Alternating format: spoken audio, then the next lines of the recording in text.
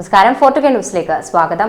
വലിയ വാഗ്ദാനങ്ങളുടെ ബിജെപി പുറത്തിറക്കിയ സങ്കൽപ് പത്ര എന്ന പേരിട്ടിരിക്കുന്ന പ്രകടന പത്രികയ്ക്കെതിരെ രൂക്ഷ വിമർശനവുമായി പ്രതിപക്ഷ പാർട്ടികൾ രംഗത്ത് വന്നിരിക്കുകയാണ്. ഇപ്പോൾ ബിജെപി പ്രകടന പത്രികയിൽ നൽകിയിട്ടുള്ള ഉറപ്പുകളെല്ലാം നുണകളാണ്.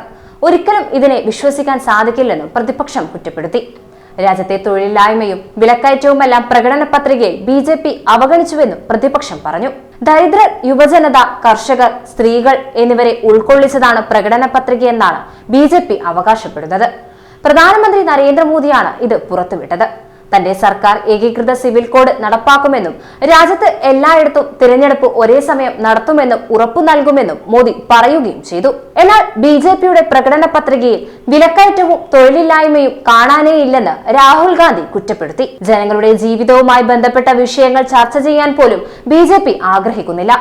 ഇന്ത്യ സഖ്യത്തിന്റെ പ്ലാൻ വളരെ വ്യക്തമാണ്. 30 ലക്ഷം ഒഴിവുകളിലേക്ക് സ്ഥിരം ജോലി നൽകും.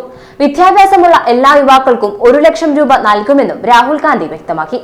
ഇത്തവണ യുവജനത പ്രധാനമന്ത്രി നരേന്ദ്രമോദിയുടെ വലയിൽ വീഴാൻ പോകുന്നില്ല. രാജ്യത്താകെ കോൺഗ്രസിന്റെ കൈകൾ ശക്തമാക്കുമെന്നും അതിലൂടെ തൊഴിൽ വിപ്ലവം കൊണ്ടുവരുമെന്നും രാഹുൽ ഗാന്ധി വ്യക്തമാക്കി. കോൺഗ്രസ് ജനറൽ സെക്രട്ടറി പ്രിയങ്ക ഗാന്ധിയും ബിജെപിയുടെ പ്രകടന പത്രികയെ പരിഹസിച്ചു. നാണം കെട്ട പ്രകടന പത്രികയാണ് ബിജെപിയുടേത്. അവരുടെ യഥാർത്ഥ പ്രകടന പത്രിക ഭരണഘടന മാറ്റുന്നതാണെന്നും പ്രിയങ്ക തുറന്നടിച്ചു. ബിജെപിയാണ് രാജ്യത്തിനെതിരെയുള്ള എല്ലാ ഗൂഢാലോചനകളും ആരംഭിക്കുന്നത്. അതുപോലെ സമൂഹത്തിനും ജനാധിപത്യത്തിനുമെതിരെ അവർ ഗൂഢാലോചന നടത്തുന്നു. ഭരണഘടനയ്ക്ക് മുന്നിൽ നിന്നാണ് ഈ നേതാക്കൾ പലരും സത്യപ്രതിജ്ഞ ചെയ്യുന്നത്. എന്നാൽ അതേ ആളുകൾ ഭരണഘടനയെ തകർക്കാനുള്ള തിരക്കഥയാണ് തയ്യാറാക്കുന്നത്. പൂർണ്ണമായ അധികാരം ലഭിച്ചാൽ അവർ ഭരണഘടനയെ ആക്രമിക്കുമെന്നും പ്രിയങ്ക ഗാന്ധി പറഞ്ഞു. ബാലാസാഹേബ് അംബേദ്കറുടെ ഭരണഘടന ഇന്ത്യയുടെ ആത്മാവാണ്. ബിജെപിയെ പരാജയപ്പെടുത്താൻ എല്ലാ പ്രതിപക്ഷ പാർട്ടികളും ഒന്നിച്ചു നിൽക്കണം. രാജ്യത്തെ ഭരണഘടന മാറ്റാൻ ശ്രമിക്കുന്നവരെ നമ്മളാണ് മാറ്റേണ്ടതെന്നും പ്രിയങ്ക ട്വീറ്റ് ചെയ്തു. കോൺഗ്രസ് അധ്യക്ഷൻ മല്ലികാർജുൻ ഖാർഗെയും മോദിക്കെതിരെ രംഗത്തെത്തി. സമൂഹത്തിന്റെ എല്ലാ വിഭാഗങ്ങൾക്കും ഗുണം ചെയ്യുന്ന യാതൊന്നും മോദി ചെയ്യുന്നില്ല. ബിജെപിയുടെ പ്രകടന പത്രികയെ ആരും വിശ്വസിക്കുന്നില്ലെന്നും ഖാർഗെ പറഞ്ഞു. കർഷകരുടെ വരുമാനം ഇരട്ടിയാക്കുമെന്ന് മോദി പറഞ്ഞു. താങ്ങുവിലയും വർദ്ധിപ്പിക്കുമെന്നും പറഞ്ഞു. ഇതെല്ലാം വെറും ഗ്യാരണ്ടികളാണ്.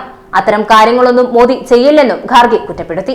ഇന്ന് ഉച്ചയോടെയാണ് ഒരു രാജ്യം ഒരു തെരഞ്ഞെടുപ്പ്, ഏക സിവിൽ കോഡ് തുടങ്ങിയ ഒട്ടേറെ വാഗ്ദാനങ്ങൾ നടപ്പാക്കുമെന്ന പ്രഖ്യാപനവുമായി ബിജെപി പ്രകടന പത്രിക പുറത്തിറക്കിയത്.